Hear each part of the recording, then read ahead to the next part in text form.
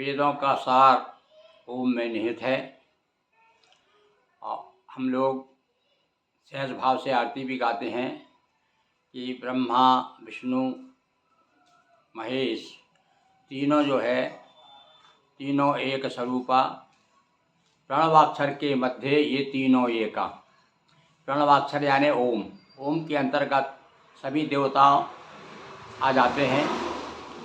ओम की महिमा को लेकर के एक उपनिषद, वो एक छोटा सा उपनिषद है, उसका नाम है मंडूक उपनिषद। उसमें ओम की महिमा गाई गई।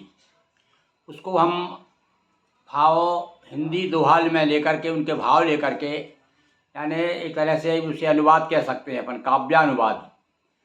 तो आपको परिचय कराने के लिए कि मांडूक उपनिषद जो क्या है, उसमें किसकी महिमा है, क्या बताया गया है, तो हमने सरल शब्दों में बड़े परिश्रम के साथ, जैसा कि भगवती सरस्वती की प्रेरणा हुई, हमने उसे तैयार किया है और विद्वानों के द्वारा वह समादृत भी हुआ है। यह हमारे लिए गौरव का विषय है। आज हम आपके सामने मंडूक उपनिषद का पाठ कर रहे हैं।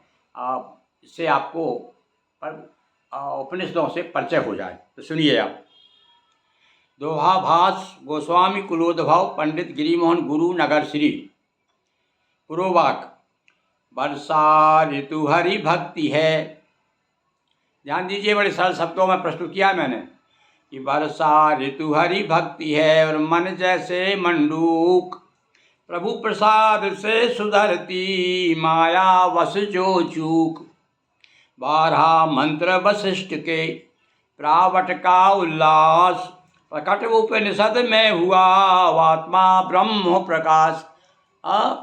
आत्मा का जो ब्रह्म प्रकाश है वो प्रकट हुआ है 12 मंत्रों में। ये वशिष्ठ जी के द्वारा ये रचा गया है। जीव आत्म परमात्मा अतः करण चतुष्ट। जीव आत्म परमात्मा अंतःकरण चतुष्ट। भाव प्रवण तो हे सृजत गिरिमोहन गुरु तुष्ट। जीव आत्मा परमात्मा और अंतःकरण ये चतुष्ट माने जाते हैं। वैश्वानर तेजस वही, वही प्राग परमात्म। वही प्रणव है ओम है, वही ब्रह्म है आत्म। वही आत्मा को ब्रह्म कहा गया है। आत्मा वही ब्रह्म। अविनाशी परमात्म है ओमाक्षर संपूर्ण। निराकार आकार था काल समाहित पूर्ण। 4 पाद परमात्म के कहे ओम अनुवाद। 4 पादों में विभक्त किया गया भाई ये मंडूक उपनिषद। 4 पाद परमात्म के कहे ओम अनुवाद। सबका सब है ओम ही, इसमें नहीं विवाद। ये 4 पादों में ओम की महिमा बताई है। कहा कि सब कुछ नहीं है, सब ओम ही है। वैश्वानर तेजस वही, वही प्रथम है पाद। जगत भवन है ओम का, ओम जगत उत्पाद। 7 अंग 19 मुख, भोक्ता तेज प्रकाश। हिरण्य गर्भ परमात्मा, पाद द्वितीय उदास। पहला पाद वो बताया वैश्वानर तेजस वाला, और दूसरा ये कहा और हिरण्य गर्भ परमात्मा, पाद द्वितीय उदास। भोग कामना रहित जो, ध्यान दीजिए, भोग कामना रहित जो।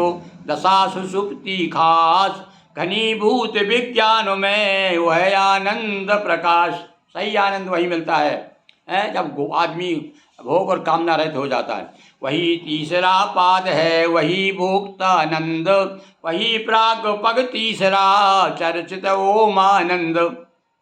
सर्वेश्वर सर्वज्ञ अरु अंतर्यामी नाम। उत्पत्ति स्थिति प्रलय का कारण है अभिराम। सूक्ष्म याक स्थूल सब, ज्ञान मात्र संकल्प। यही तीसरा पाद है, मिला न ओम विकल्प। जो प्रपंच से दूर है, चिंतन में ना आए। ध्यान दीजिए, ओम की बात कर रहे हैं, जो ओम परम ब्रह्म है। जो प्रपंच से दूर है, चिंतन में ना आए। सत्य शिवम अद्वैत ही चौथा पद कहलाए।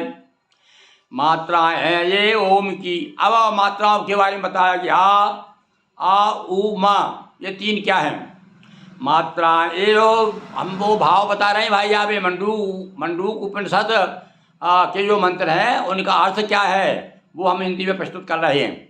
तो मात्राएं ये ओम की आ उ मा हैं तीन, ये तीनों ही ओम पद कहते भास प्रवीण। प्रथम पाद स्थूल जगो वैश्वानर कहलाए, वह आदि प्रधान है रहे वेद बतलाए। ओम का जो आ है यही प्रमुख है। ऊ अक्षर जो जानता तेजस सूक्ष्म स्वरूप, उसे प्राप्त होता सहज हिरण्य गर्भ का रूप। और रूप सुसुरित या मामकार है, सुसुरित रूप सुसुरित मकार है, इसमें जगत विलीन।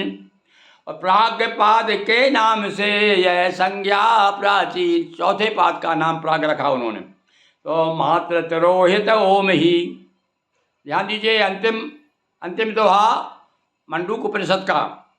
मात्र तिरोहित ओम ही आत्म रूप अद्वैत, चिंतन करिए ओम का लेकिन अर्थ समेत। बोलिए ओम भगवान की जय। ओम में ही सब कुछ है। तो अभी तो इसके पूर्व हम आपको लगातार ऋग्वेद की ऋचाओं को भावानुवाद सुना रहे हैं ऋग्वेद रुपये नाम से। और ये देखिए इस भागवत जो अभी हमारी प्रकाशित हुई है श्रीमद् संक्षिप्त भागवत पुराणम, इसमें हमने ये सादर प्रकाशित किया है।